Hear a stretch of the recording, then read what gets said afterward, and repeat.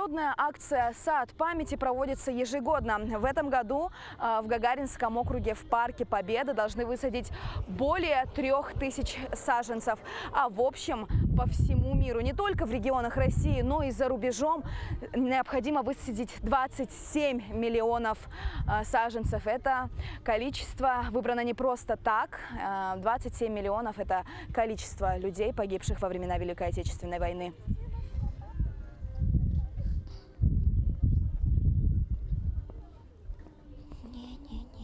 Идет посадка саженцев, вы вот видите, в основном это березы, это сосны, ели.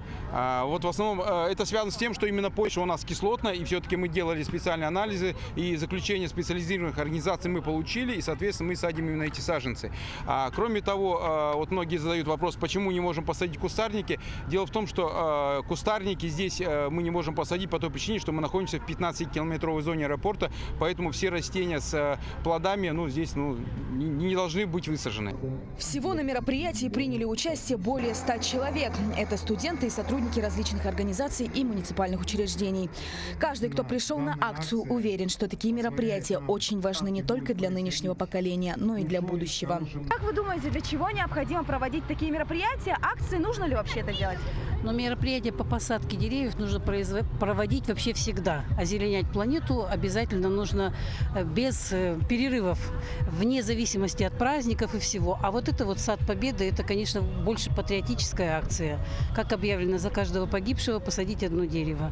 Поэтому мы с удовольствием, предприятием нашим участвовали в этой акции. Я думаю, что это прекрасный способ увековечить благодарной памяти целых поколений ратные подвиги наших дедов. Я считаю, что это очень необходимое мероприятие. Во-первых, мы почтим своей памятью людей, погибших во время Великой Отечественной войны. А во-вторых, мы озеленяем город. Это необходимо. У нас все-таки очень мало зелени. Мы северный город. Надо побольше зелени. Чтобы у нас было много деревьев и много кислорода. Я считаю, что такие акции необходимы, потому что в первую очередь мы приучаем детей к тому, чтобы сохранять нашу природу.